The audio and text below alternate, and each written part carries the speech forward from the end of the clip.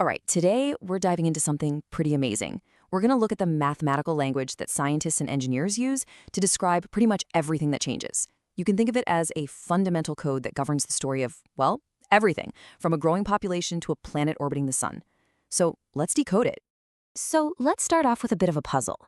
What could possibly connect the way a flu epidemic spreads, the path a spacecraft takes to Mars, and the current flowing through an electrical circuit? I mean, on the surface, they've got nothing to do with each other, right? But as you're about to see, they're all run by the exact same elegant mathematical rules. And the big secret? It's all about change. You know, the number of people who are sick, that's not a fixed number, it's changing. A spacecraft's speed is constantly being adjusted. An electrical current, it fluctuates. The math we're talking about here doesn't just give you a snapshot, it describes the entire process of that change as it's happening. Okay, so to really get this connection, we need to look at the actual tool scientists are using. Let's dig into what this mathematics of change really is, and more importantly, see how it actually works.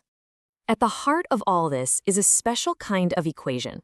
Now, I know what you might be thinking, equations, algebra flashbacks, but trust me, this is a whole different ballgame. You see, algebra is fantastic for finding a single unknown number, like x equals 5. But this kind of math, it does something way more dynamic. Instead of just solving for one specific answer, it actually reveals the entire story of how something changes over time. Okay, think about it like this. In algebra, you get an equation like x squared minus x equals 0, and it gives you specific numbers as the answers, like snapshots in time. But with the math we're talking about today, the thing you're looking for, the unknown, isn't a number. It's a whole function, a complete rule that describes how something evolves. We'll call it U of t. So you're not solving for a single photo, you're solving for the entire movie. And this amazing tool has a name, of course. It's called a differential equation, or just DE for short. And all it is an equation that shows the relationship between some unknown story, our function, and how fast that story is changing, which are its derivatives. I know that might still sound a little out there, so let's bring it down to earth with a really simple but super powerful example. This is where it's all going to click. But before we do, just a super quick refresher. Whenever you hear the word derivative, I just want you to think rate of change. Seriously, that's it. How fast is something changing right at this very moment? That's your derivative. Okay, here we go. This little guy is a classic differential equation. That little apostrophe, the prime symbol on the u, that just means the derivative of u, or the rate of change of u. So this whole thing is just saying the rate of change of our function is the exact same as the function's current size. Let's translate that from math speak into a real question. What this equation is actually asking is this. What kind of thing in the universe grows at a speed that is always equal to its current size? The bigger it gets, the faster it grows. What behaves like that? And the answer to that question? Well, it's a behavior you've definitely heard of, exponential growth. And it's described perfectly by the exponential function. This is the mathematical blueprint for things like bacteria in a petri dish or money in an account with continuously compounding interest. And that function, that's one solution to our little equation. But hang on. In math, you always have to ask, is that the only solution? And the answer is no! Any version of this function where you multiply it by some starting number, we'll just call it c for constant, is also a solution. Whether you start with 10 bacteria or 100, the story of the growth is the same, just bigger or smaller. So differential equations don't just have one answer, they have a whole family of possible stories. Okay, so that was a pretty simple story, right? Just pure, unstoppable growth.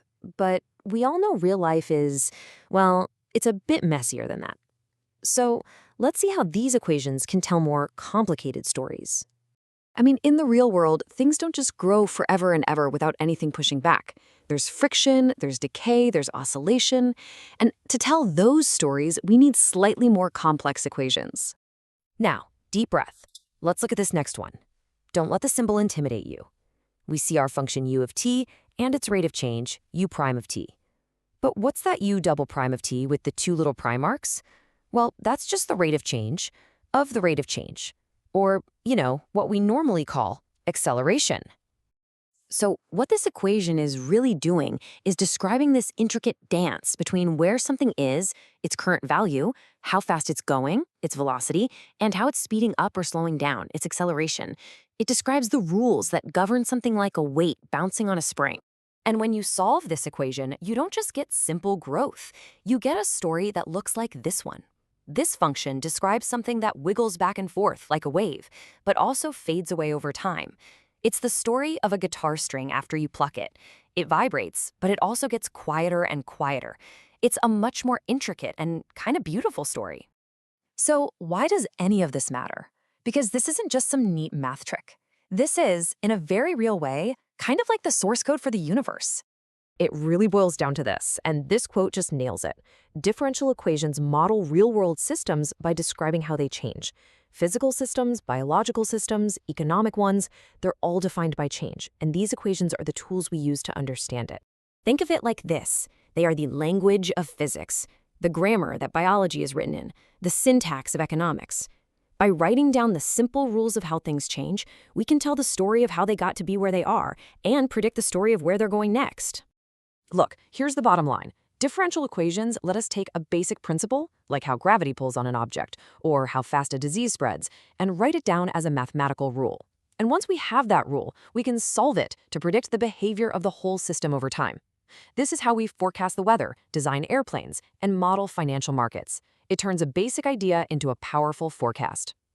Once you start to see the world this way, you notice these patterns of change everywhere, not as random things happening, but as stories that are unfolding based on a hidden set of rules.